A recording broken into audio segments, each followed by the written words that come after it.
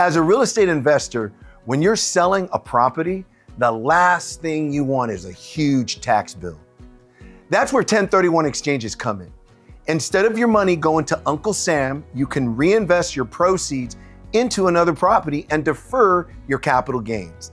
In today's video, I'm gonna break it down. Everything you need to know about 1031 exchanges. What's a 1031 exchange? A 1031 exchange is a way to defer taxes on the sale of an investment property. If you meet specific timelines and specific rules, you will defer 100% of your taxes. What are those taxes? Most people think that it's just federal and state capital gains. Well, it's not only federal and state capital gains, it's what's called depreciation recapture and also net investment income tax, i.e. Obamacare. So if you actually follow these rules and meet these specific timelines, you will defer 100% of those taxes on the sale of real estate. What is a like kind of exchange? There's a lot of different interpretations that most people think. Every time I get a phone call from an investor, they assume a like kind exchange means, oh, I sold a house, I gotta buy a house. I sold land, I gotta buy another piece of land. And that is not the case. So literally what it means is that like kind means real estate to real estate. So if you sold a house, you can buy land. If you sold land, you can buy an apartment building. What is a QI? Well, QI really means Qualified Intermediary. And so one of the biggest mistakes that people do with a 1031 exchange is that they allow the proceeds from the sale of their property to go into any personal bank account or any bank account that they control. If that happens, you automatically disqualify yourself from a 1031 exchange. So what you need is you need a qualified intermediary. It's a company that acts as a third party that holds your proceeds. And so what you would do is you would open an account with this qualified intermediary. They're gonna charge you anywhere between $500 to $1,500. And that qualified intermediary is going to provide wiring instructions to escrow.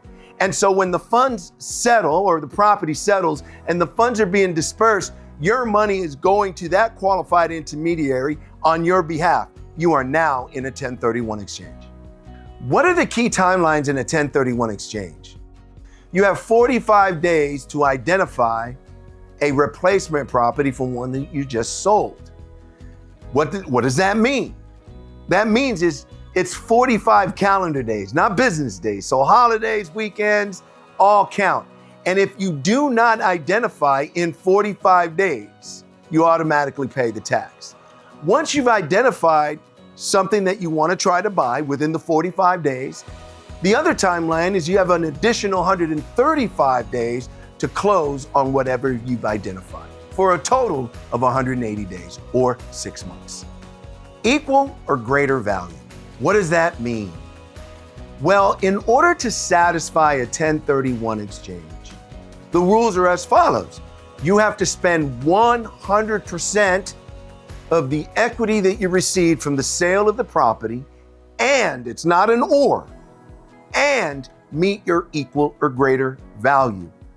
For example, I sold a piece of real estate for $1 million. I've got a $500,000 loan on it. Well, I've received $500,000 in cash, and I got to spend that $500,000 in cash and buy something for $1 million or greater in order to defer 100% of the taxes. What are the 3 identification rules? Your qualified intermediary who's holding your funds is going to provide you a document, and that document is your identification form. What are the 3 identification rules? Number 1, the 3 property rule. Number 2, the 200% rule. And number 3, the 95% exemption. Most people only know of the 3 property rule. I'll start with that one. 3 choices with an unlimited amount of value. Example, 123 Main Street, 456 Main Street, 789 Main Street. You only have 3 options to choose from on the 3 property rule. The next rule is the 200% rule. The 200% rule gives you an unlimited amount of addresses, but limits your value to 200%. So you notice the difference. The 3 property rule limits your addresses, but gives you an unlimited amount of value.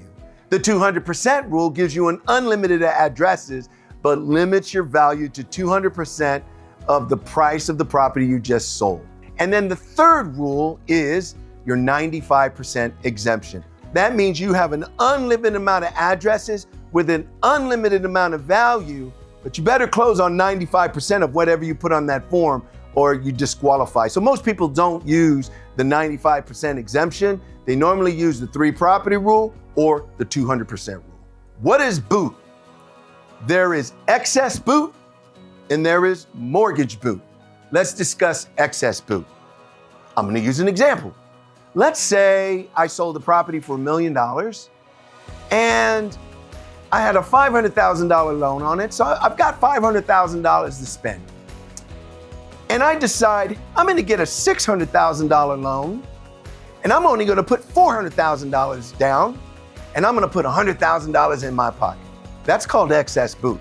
Because remember, the rule is you have to spend 100% of the cash that you received and meet your equal or greater value. Well, you met your equal or greater value, but you didn't spend 100% of the cash that you received.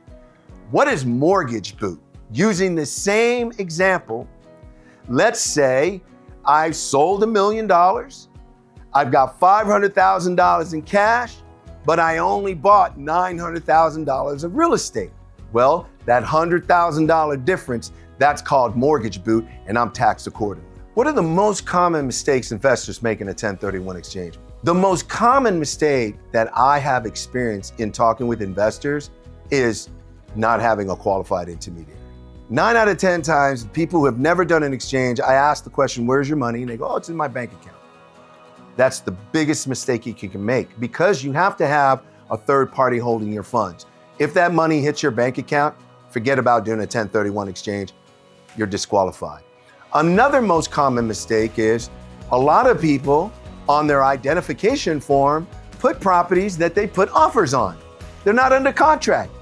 And all of a sudden they go past the 45 days and offer number 1 falls out, offer number 2 falls out, offer number 3 falls out. All of a sudden now they have no more properties to go after. You're paying the taxes. You have to be prepared. Most people who have never done an exchange think that being prepared prior to the sale of the real estate is not material. And that's the biggest mistake you can make. If you're gonna do a 1031 exchange, start getting prepared before you sell your property so you know exactly what you're going into on the timelines that are required. 1031 exchanges can seem very complicated, but they don't have to be. We spend a lot of time building out an education center to equip real estate investors just like you. Check out our resource library to access everything you need when it comes to real estate investing. If you enjoyed this video, like, comment, and subscribe so you can never miss our latest content. Thank you for watching.